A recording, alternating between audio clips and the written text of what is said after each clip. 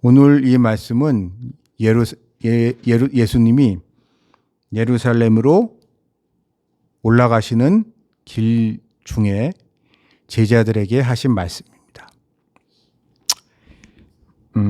예수님은 우리가 잘 알다시피 갈릴리 지역 출신이시죠. 갈릴리 그래서 주로 공생의 3년 기간의 거의 대부분을 갈릴리와 그 인근 지방에서 활동을 하셨습니다. 근데 그 기간 동안 참 많은 일이 있었죠. 그러면서 예수님의 명성이 갈릴리를 넘어서 온 유다와 이스라엘 사람들 사이에서 퍼져나갔습니다. 그리고 결국 이것이 큰 문제가 됩니다. 왜냐하면 갈릴리라는 지역이 유대인들 입장에서는 변두리 지역이란 말이에요. 우리가 이제 성경에 등장하지 않지만 구약에서는요, 갈릴리 지역이 중요한 지역이 아닙니다. 구약에 이제 지명이 등장을 하고 되면 갈릴리라는 지명 자체가 딱 한 번인가 두 번인가밖에 등장하지 않고요. 갈릴리라는 지역 자체가 유대 이스라엘 역사에서 완전히 외곽 지역이었습니다. 더군다나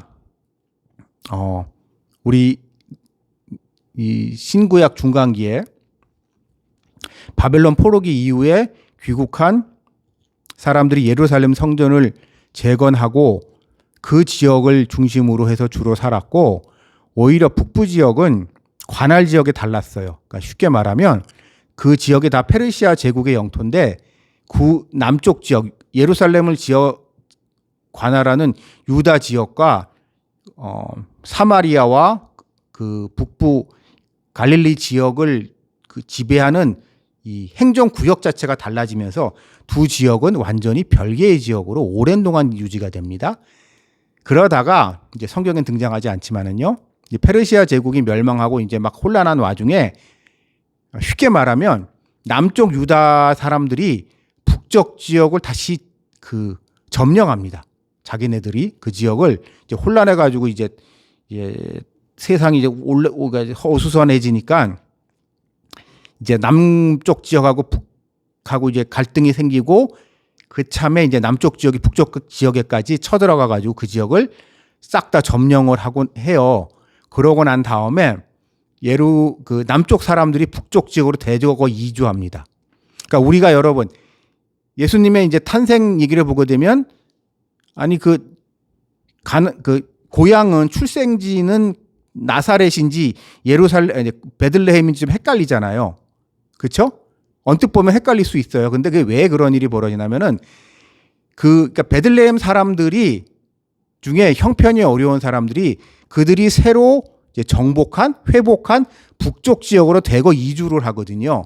그런 무리로 쫓아갔던 사람 중에 하나가 이제 예수님의 이제 아버지인 이로 나와 있는 요셉이라든지 이제 그런 사람들이거든요. 그러니까 이런 사람들은 당연히 좀 어려운 사람들, 남쪽 지역에서 별로 이렇게 대접 못 받던 사람들이 북쪽 지역으로 이주해 갔기 때문에 이 북쪽 지역 출신들은 갈릴리 출신들은 이게 좀 이렇게 유대인들, 그러니까 정통 유대인들, 그러니까 예루살렘 중심을 살고 있던 사람들 중에는 입장을 봤을 때는 변두리 중에 변두리고 우리 동네 진짜 이 예루살렘 지역 이 동네에서는 살지 못해서 적적으로 이제 이민해 간 사람, 이주해 간 사람, 마치 우리식으로 말하면 구한말에 우리나라 사람들이 살기 힘드니까 간도나 연해주로 대거 이주해 갔거든요.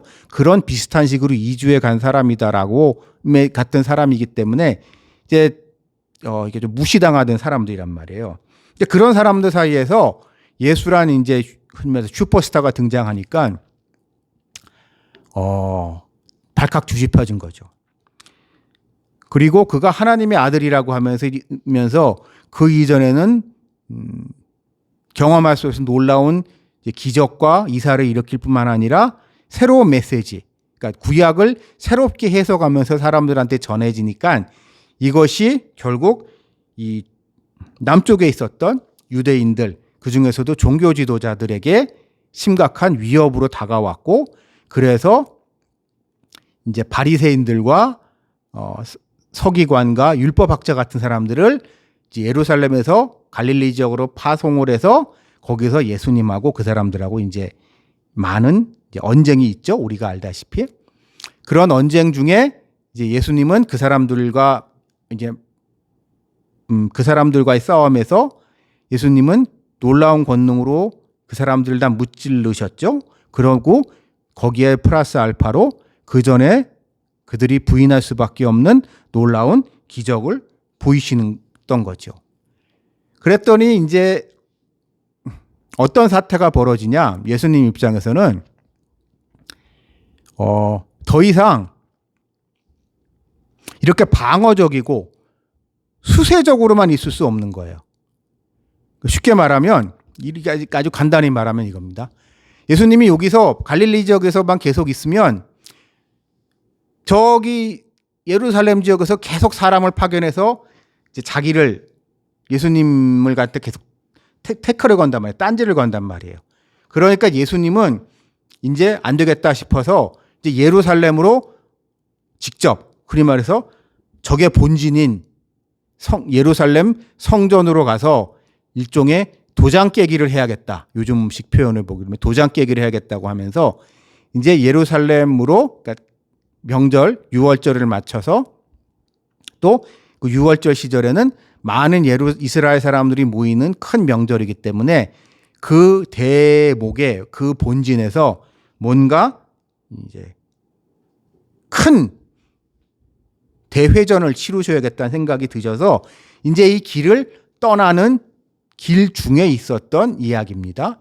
근데 이 길 중에도 이제 예루살렘으로 올라가면서 제자들이랑 같이 올라가지만 그 길에서도 이제 바리새인들이나 이런 사람들과 계속 논쟁이 있었던 거죠. 그 사람들이 예루살렘 올라가는 길이라고 해서 가만 놔두는 게 아니라 계속 쫓아다니면서 깐죽깐죽 거리는 상황이 계속 연출되는 겁니다. 자, 그런 상황에서 이제 예수님이 오늘 이 말씀을 전하고 계신 거예요. 여러분들, 여기서 우리가 한 가지 좀 짚고 넘어가야 될 게요. 이 바리새인들이라는 사람에 대해서 우리가 성경에서 봤을 때는 부정적인 이미지가 강하잖아요.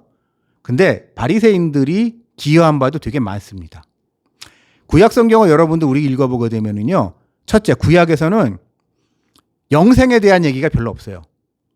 그리고 순교에 대한 얘기가 거의 등장하지 않습니다. 구약에서는. 구약에는요.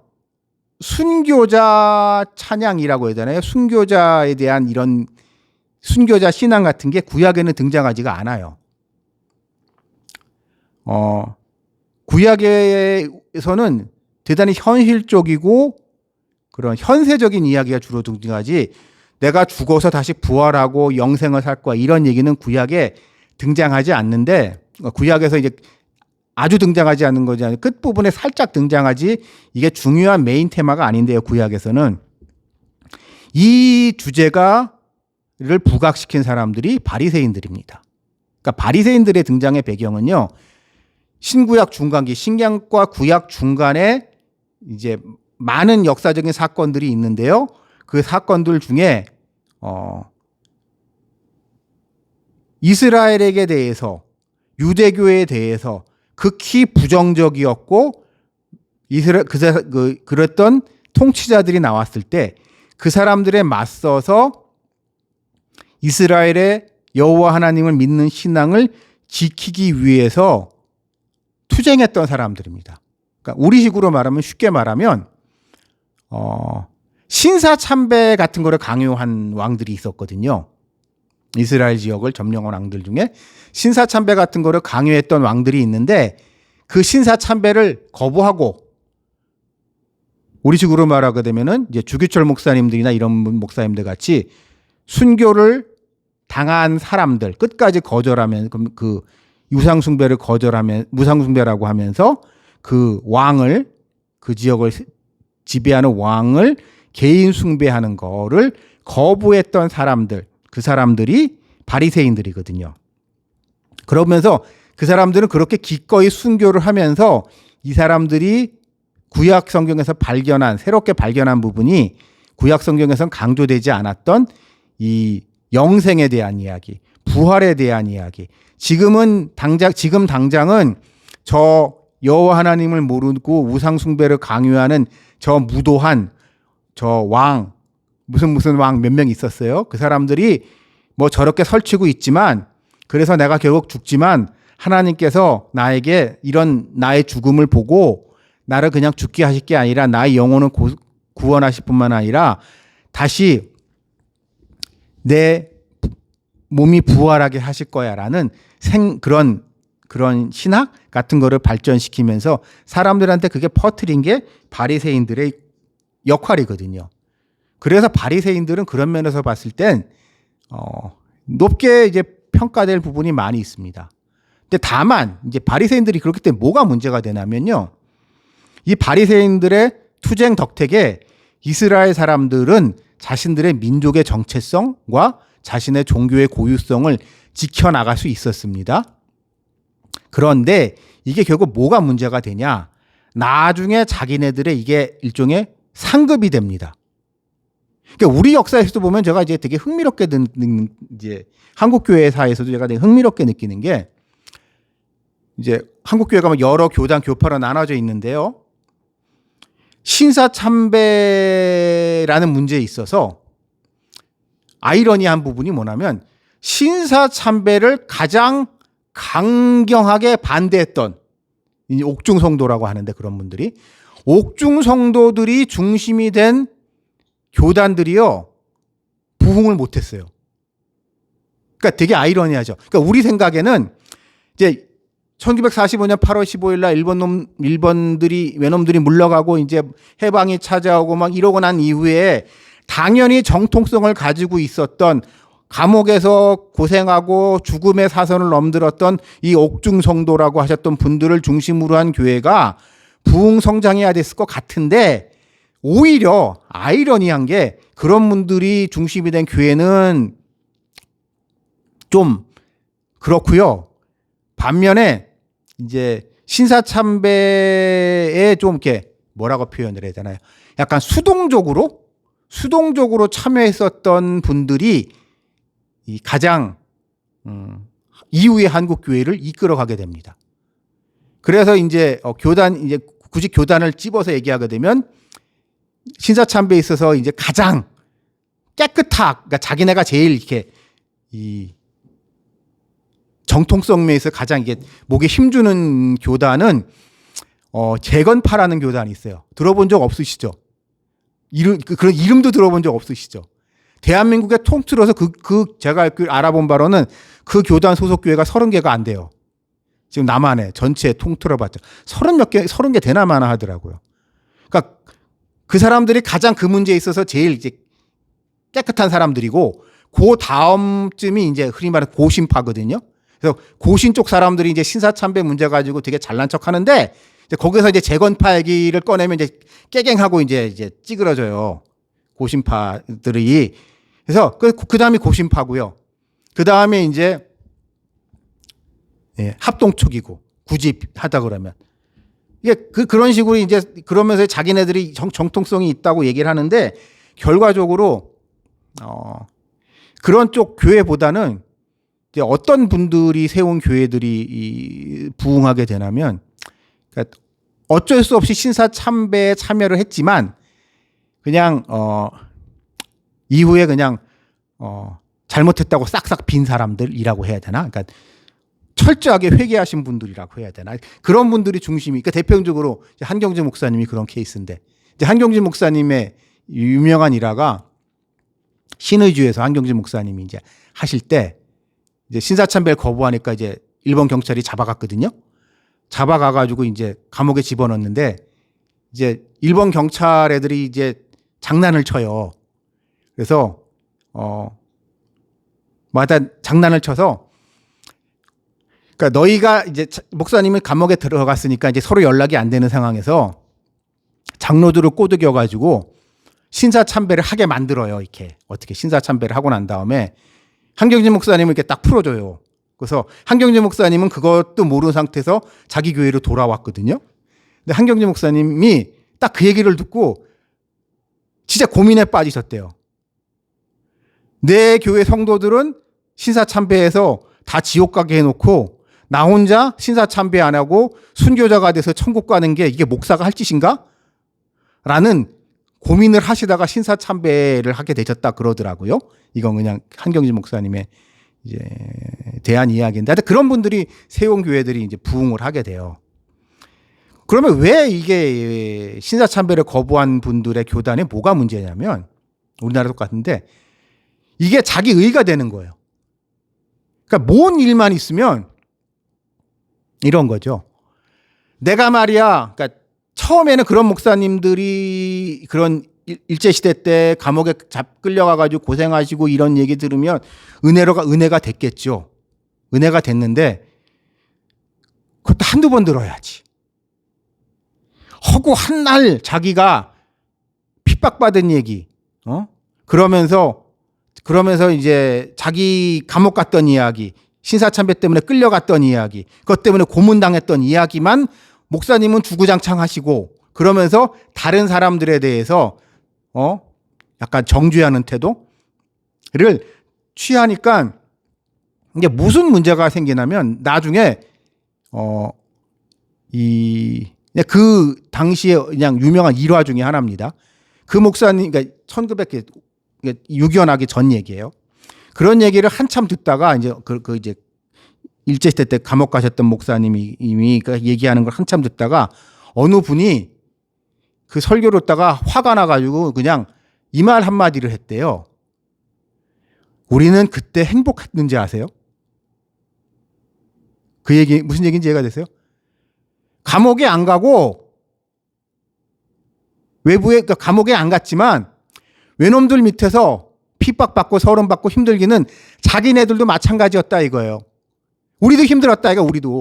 우리도 그때 힘들었는데 고생은 왜 당신이 혼자 다 한 것 같고 우리는 밖에서 행복하기만 했는 줄 아냐고 하면서 싸움이 났었다 그러더라고요. 그 얘기 한마디 하면서 싸움이 나면서 이게 한국 그 교단 분열의 이제 그 파열이 생겨났던 부분이라고 하는데, 한국 교회사에서 이게 바리새인들이 그런 거예요. 그러니까 이 사람들이 고생한 거 알겠어요. 이 사람들이 훌륭한 거 알겠어요. 근데 좀 정도껏 해야지, 정도껏. 그러면서 자기네들이 이것을 가지고 정치 권력, 그러니까 종교 권력의 정치 권력화됩니다. 그러면서 사람들한테 무슨 이제 여러분 고대 사회에서 정치 권력, 종교 권력이 정치 권력을 갖게 되면은요 필연적으로 생겨나는 게 있습니다. 돈이 생깁니다. 지금 우리는 종교와 정치가 분리된 사회를 살고 있기 때문에 실감이 안 가겠지만 일종의 종교세라는 게 생겨나요.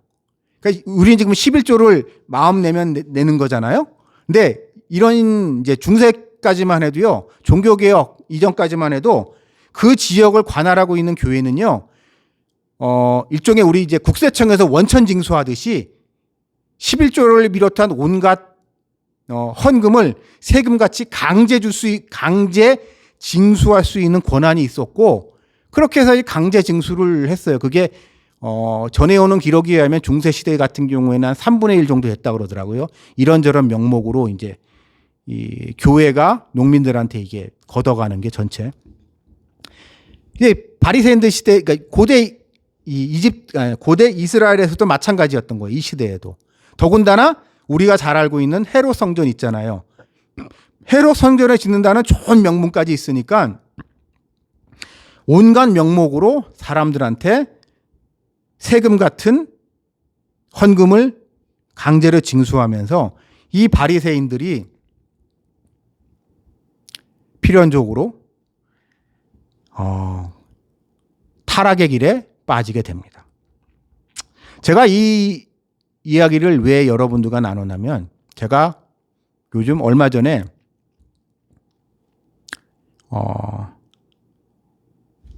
어저께 제가 정확히 말하면 어저께 이제 유튜브에서 뭐 보다가 제가 아는 어떤 잘 알지는 않고 제가 그냥 조금 안면이 있는 어느 목사님이 무슨 사고를 좀 치셔가지고 감옥 가게 생기셨다는 이 기사를 어저께 보고 참 충격을 받았습니다. 제가 알기로 그분이 그런 분이 아닌데. 근데 뉴스에 나오는 얘기를 봐서 빼박인 것 같아요. 그건 문제가 있긴 있었던 것 같아요. 왜 그러면서 이제 그 기사를 보면서 저런 목사님까지도 이런 일이 일어나나 생각을 하게 되면서 우리 그리스도인의 삶이 어때야 되는지를 한번 생각을 해보게 됐습니다. 여러분, 지금 우리는 여기서 이렇게 예배드리고 있지만요. 사람들한테 그렇게 지금 제가 말씀드렸던 목사님 같이 훌륭한 분이다 는 이야기를 듣기 위해서는 교회만 잘 다녀서는 안 됩니다. 무슨 얘기인지 좀 말이 이상하시겠지만 우리가 예배만 잘 드리고 기도만 잘하고 그런다고 해서 세상 사람들이 알아주지를 않아요. 세상 사람들한테 인정받기 위해서는 사실 좀 착한 일을 많이 해야 됩니다. 누가 봐도 착한 일, 누가 봐도 훌륭한 일, 그런 일을 많이 하면 사람들은 그 목사님이 내지는 그 교회가 어떤 교회인지는 잘 모르겠지만 하여튼 훌륭한 목사님, 유명한 목사님, 대단한 목사님이 되어 있어요. 그래서 그거를 통해서 그분과 교회는 사회적인 명성을 누리게 됩니다. 물론 그분들이 처음부터 그랬던 건 아니겠지만 그분들이 그러다 보면 문제가 생기는 게 뭐냐면 복음 전파를 하기 위해서 선행을 한 건데 이게 말이 어느 순간엔 선행이 우선이 돼버리고 복음 전파는 그거보다 약간 이게 부차적인 문제가 돼버리는 경우가 생겨요. 예를 들어서 제가 이제 말레이시아 선교사로 갔을 때 보면 공식적으로 그런 많은 나라들에서는 선교사들이 이 종교 비자를 못 받습니다. 그러니까 공식적으로는 NGO 같은 거를 만들어서 이제 봉사한다고, 사회 봉사한다고 해서 그 나라에 들어가는 거예요. 그래서 그 나라에서 그렇게 사회 봉사하는 거는 좋은데 문제는 뭐냐? 제가 실명을 그런 분들한테 죄송하긴 한데 그 나라에서는 선교사라는 얘기를 안 해요. 나는 그러니까 무슨 얘기인지 아시겠어요? 공식적으로 그 나라 사람들 만나고 그 나라에서는요. 그냥 아무런 전도라든지 복음 전파나 이런 건 하나도 안 해요. 그 나라에서는. 그리고 그러면서 한국에 귀국해서는 한국에서는 선교사라고 하면서 이제 거기서 자기가 하고 있는 거 이런 거 저런 거 이제 동영상 보여주고 하면서 이제 후원을 잔뜩 받아가시는 분들이 계시거든요. 그러면서 이제 좀 후배 선교사들, 좀 순진한 사람들이 와서 진짜 이제 복음 전도를 하려고 하게 되면은 막 하지 말라 그래요. 문제 일으키지 말라고. 이 나라가 얼마나 말이야. 이 종교 경찰들이 있어가지고 이런 일이 있으면 이거 입장이 곤란하다고 하면서요. 그런 후배들을 갈굽니다. 그건 제가 그 나라에서 봤기 때문에 자신 있게 말씀드릴 수 있는데요. 근데 그러면서 그 나라에서는 그 나라에서도 다 알죠. 모르겠어요? 걔네들이라고? 그 사람이 한국에서 원래 선교사라고 하고 다 알죠. 좀 인터넷 검색해보고 유튜브 검색해보게 되면 그 사람이 한국에서 무슨 얘기하는지 알려면 다 알죠. 그냥 다 넘어가는 거예요. 그냥 그렇게 넘어가는데 알고도 넘어가는데 그러다가 여러분 그런 식으로 하다가 결국 망한 게 뭔지 아십니까? 중국 선교가 그러다 망한 거예요. 중국도 선교사들이 공식적으로 이제 안 됐죠. 그래서 이제 중국 선교사들이 이제 중국에서는 선교사 아닌 척하고 한국에서는 선교사인 척하고 하면서 이것저것 많이 했는데 결국 그러다가 중국 당국이 그냥 눈 감아주고 넘어가다가 어느 날 갑자기 시진핑이 마음에 안 들어 하니까는 선교사들 다 내쫓았잖아요.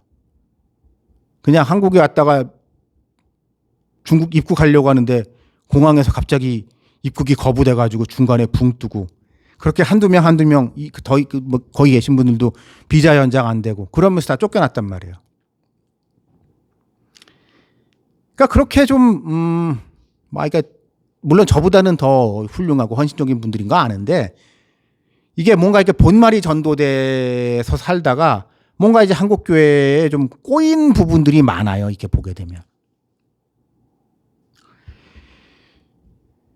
그런 사람들에 대해서 예수님은 과연 어떻게 생각하실까? 우리가 어떻게 그걸 바라봐야 되나라는 생각을 오늘 이 본문 속에서 우리는 한번 찾아볼 필요가 있습니다. 오늘 이 말씀은 예수님이 결국 바리새인들의 잘못된 부분이 과연 무엇인가를 설명하고 계신 거예요. 제자들에게. 바리새인들의 문제는 쉽게 말하면 혼자 잘난 척하면서 다른 형제자매들, 믿음의 형제자매들을 정죄하면서 그들을 시험에 빠지게 하는 거죠. 여러분, 저는 과연 어떤 사람이 천국을 가느냐라고 얘기를 했을 때 거룩하고 경건한을 너무 강조하는 거를 좀 의문이 되는 게요. 만약에 그래야만 천국에 간다면 천국 갈 사람이 너무 적은 것 같아요.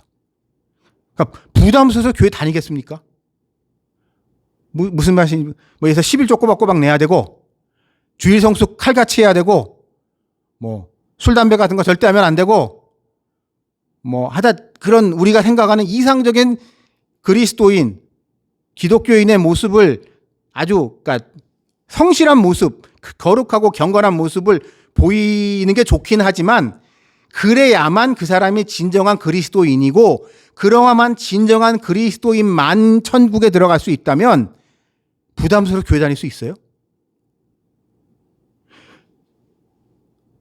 그렇게 그래야 된다는 마음이 들고 그렇게 해야 한다는 그런 삶의 방향이 관심이 그런 열망이 우리 안에 생겨난 것만 해도 저는 대단한 거라고 생각하거든요. 왜냐하면 교회를 안 다니는 사람은 그런 생각 자체가 아예 없어요. 저는 전도를 하기 위해서 의도적으로 동창회나 이런 데 가가지고 이제 교회 안 다니는 친구들하고 얘기를 하다 보면 그런 거에 아예 관심이 없습니다. 그냥 단지 눈앞에 보이는 돈, 권력 이런 거에만 다 이제 모든 정신이 거기다 팔려 있지 그런 거는 그냥 아예 관심 밖이에요. 아예 그런 거에 대해서 그냥 그러니까 교회라는 것이 이제 좀 우리가 열린 마음을 가지고 사람들을 받아들여야 되는데 이 바리새인들은 자기 같아야지. 내가 요즘으로 말하면 쉽게 말하면 나 같은 사람이야말로 하나님을 잘 믿는 사람이고 나같이 믿는 사람이나 갈 수 있는 게 천국이야 라는 식으로 사람들을 정죄하면서 잘난 척을 하면서 사람들을 정죄하니까 그렇지 못한 대다수의 사람들은 일종의 영적인 패배의식 속에서 살고 그러다 보면 나 같은 사람 어차피 천국 어떻게 가겠어 하면서 그런 사람들을 이미 난 천국 같은 거는 나랑 상관없는 거야 라고 하면서 그들의 스스로 구원의 가능성을 포기하게 만드는 게 바리새인들의 죄라고 예수님은 우선 말씀하고 계십니다. 그러면서 예수님이 하시는 말씀은 결국 우리에게 믿음이 결국 믿음으로 우리가 천국에 가는 거고 그 믿음으로 말미암아 우리가 살면서 이런 일 저런 일을 하게 되는 건데 이것이 결국은 하나님의 하시는 일이고 우리는 하나님의 도구로 사용될 뿐이라는 거예요. 즉 바리새인들이 역사적으로 대단한 일을 했습니다. 인정. 그러나 역사의 주인이신 하나님께서 그 순간에 그들이 그 자리에 있게 하셨고 그들이 그렇게 그 고난과 어려움을 겪을 수 있는 힘과 능력을 그들에게 주셨기 때문에 그들이 그 일을 할 수 있었던 것일 뿐이거든요. 순교도에 여러분 아무나 할 수 있는 건 줄 아세요? 여러분 순교하실 수 있습니까?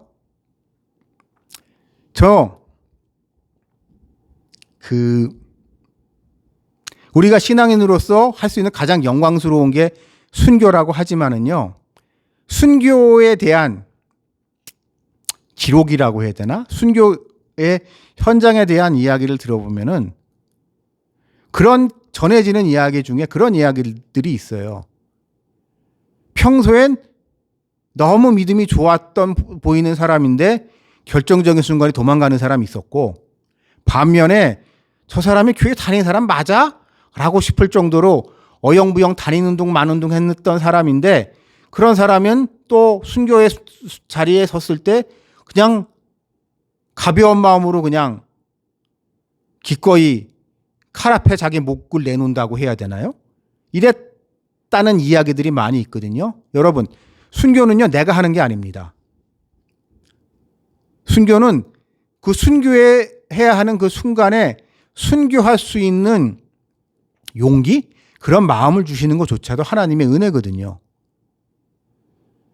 그렇기 때문에 바리새인들 그들이 놀라운 일을 했을지라도 그 또한 하나님의 도구고 하나님의 종일 뿐이고, 그렇기 때문에 그들은 자기네들이 뭐 대단하다고 말할 자격이 없다는 게 오늘 이 말씀, 예수님이 말씀입니다.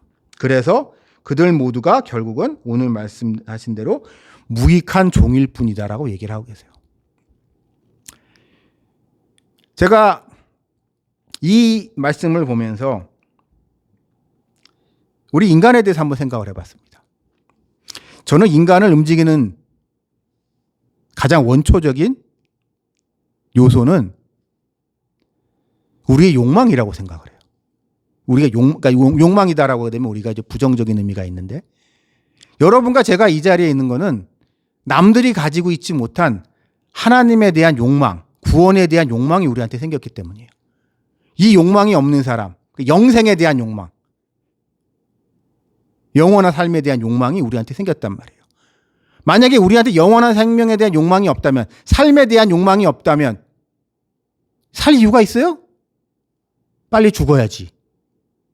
결국 자살하는 사람들은 삶에 대한 욕망이 없기 때문이거든요. 죽음에 대한 욕망이 삶에 대한 욕망을 억누르기 때문에 그 사람들은 죽음의 길로 들어서는 거란 말이에요. 그런 식으로 우리를 움직이는 건 우리 안에 있는 욕망입니다. 우리 그리스도인이 다른 사람들과 다른 거는 우리에게 다른 욕망이 있다는 거예요. 예수님에 대한 욕망이, 영생에 대한 욕망이, 구원에 대한 욕망이, 저 하늘나라에 대한 욕망이. 그럼 그 욕망은 과연 어떻게 생겼을까요? 인간이 그걸 만들 수 있을까요? 여러분, 저는 나름 이제 전도 좀 해보려고, 이제 제가 이제 별 재주는 없지만 할 때마다 느끼는 거가 그거예요. 도대체 저 사람 마음속에 어떻게 해야지 하늘나라에 대한 관심을 갖게 할까? 근데 뭘 해도 안 생겨요. 일부 이제 뇌과학자들의 주장에 의하면 인간의 종교에 대한 관심은 우리 뇌에서 전두엽의 특정 부위에서 관여를 한다고 그러더라고요. 근데 뇌 스캔을 찍어보면 어떤 사람들은 그 전두엽의 그 부분이 전혀 활성화가 안 된대요. 그런 사람들이 있대요. 그 얘기는 뭐냐면 그런 사람들은 우리가 가지고 있는 것과 같은 이런 초월적인 것, 종교적인 것에 대한 사고를 할 능력이 아예 없는 거예요. 그 사람 뇌 속에서는. 그럼 그 얘기를 듣고 이제 들었던 생각이, 그럼 그 사람은 왜 뇌에서 그 부분이 작용을 하지 않을까? 알 수 없어요, 우리는.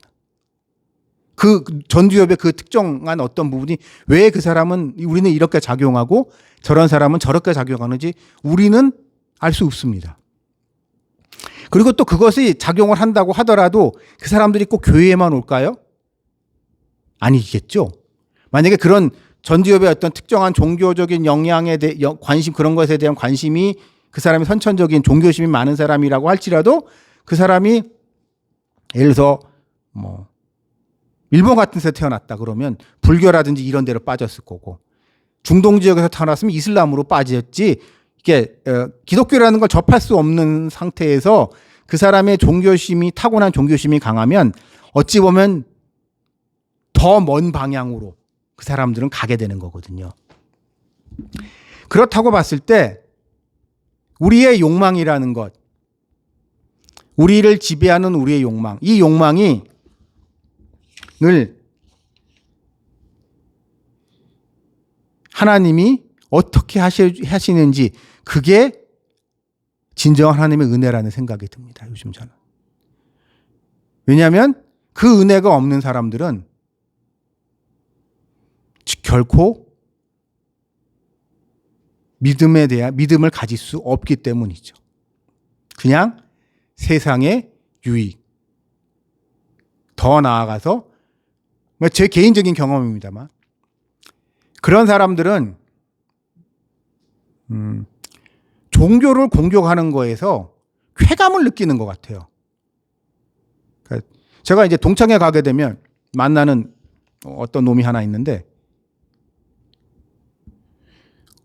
약간 의도적으로 사람 승질을 긁어요.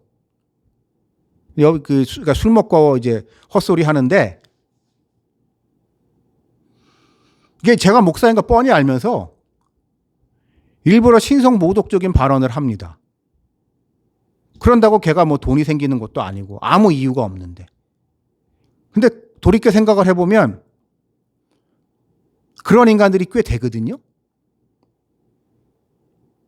왜 그 사람들에게는 그런 욕망이 생길까? 나에게는 그 반대의 욕망이 생기고.